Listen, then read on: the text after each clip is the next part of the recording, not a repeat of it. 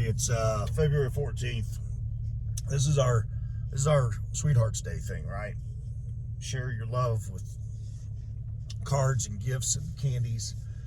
But today is also a day of memory, and I want you guys to stick with me on this video. This is actually really, I make a lot of truck videos, but this is one that is hard, and at the exact same time, I'm so humbled to share this story with you.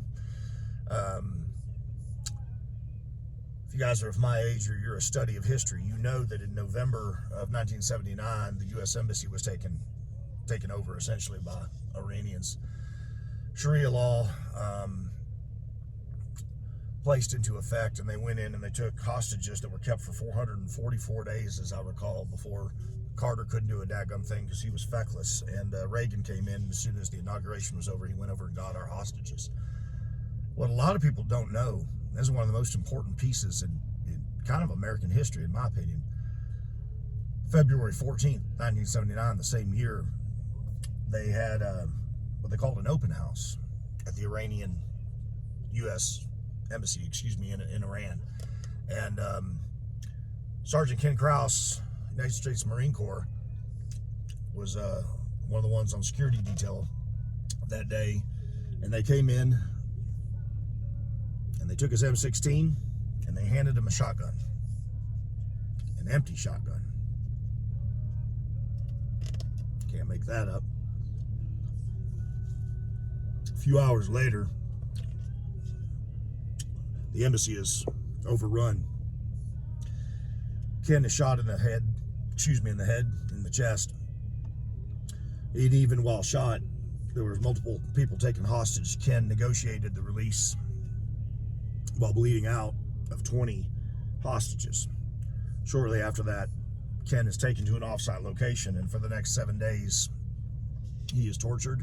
He is not allowed to sleep, and he is tortured more, and he's not allowed to sleep because they are trying to dig literally out of him information on actions within the embassy, clearly prepping for the future. Protocols, what's done, what's where. Ken, for 7 straight days, endured this torture. He's a man amongst men, in my opinion, on so many levels. Ken was also, 2 things happened that day.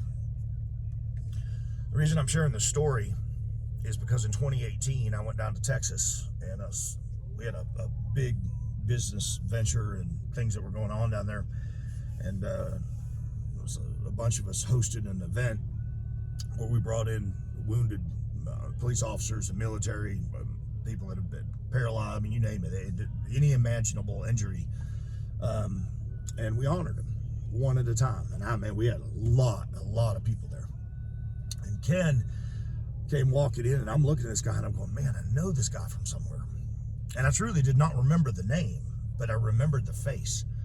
And as soon as Ken got up and started telling his story, I was like, right there, I knew exactly who he was. Maybe, arguably,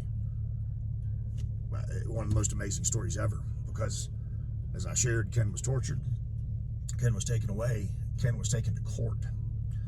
7 days after, after being tortured for 7 days, was taken to court, and the court lasted about 10 minutes. I want you to put this in perspective. And Ken was found guilty of shooting and killing Iranian students. Ken didn't even have a gun at work. Ken had a big stapler in his hand. That's how Sharia law works, people. That's how Sharia law works. You just make something up, and then you just go kill your enemy through any justification necessary. Fortunately, because Ken was a U.S. Marine, and there were a lot of U.S.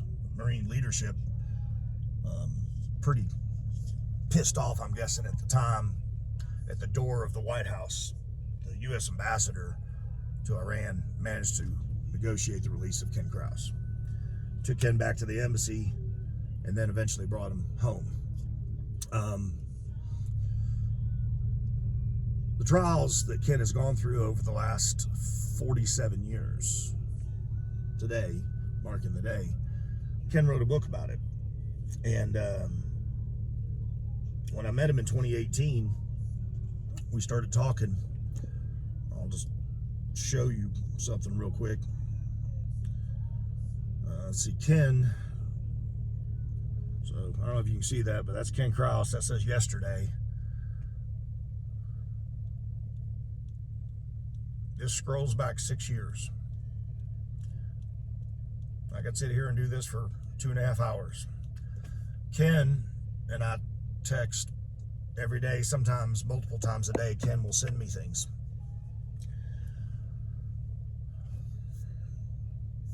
Band of brothers, people coming together. Ken wrote this book. He signs his book and he sends it to me. And I'm reading his book. And I just go cover to cover. And I get inside the back of it. And there's a list of names that Ken wanted to thank as part of his journey, part of his recovery. Right in the middle of those names was my name.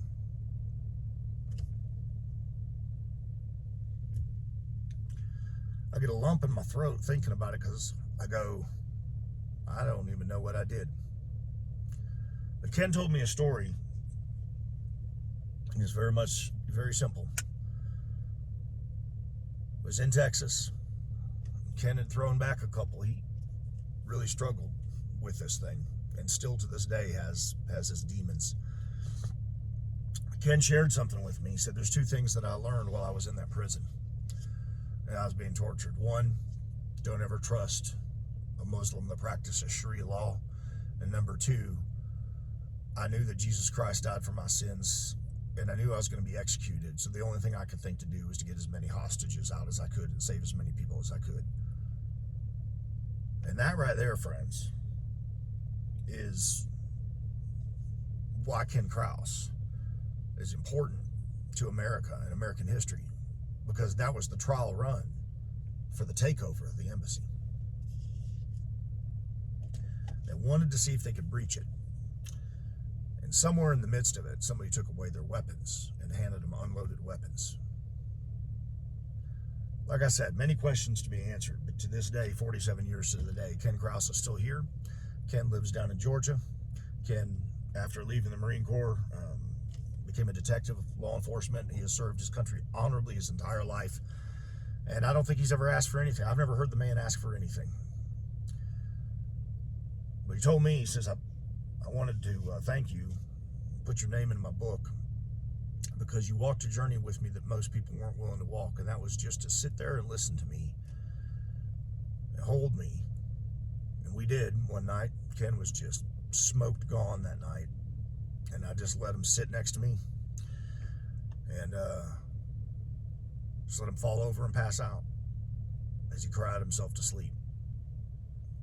Torture does something to a man that I ain't never been tortured, but I've met someone who has, and I can tell you the greatest book ever written was about another man that was tortured. And the entire world talks about it. So Ken Krause is one of my man heroes, if you will. He's, as I said, he's a man amongst men. He's a tough son of a gun, and he's tried and true. But his faith leads the way. And even with all those demons in his head that he has, and the struggles that he's had, Ken always seems to prevail, and Ken always seems to come out the other side. And he keeps his faith and his hope alive, which gives me hope too. So, Ken Krause, love you, buddy. Be in touch with you as always. See you.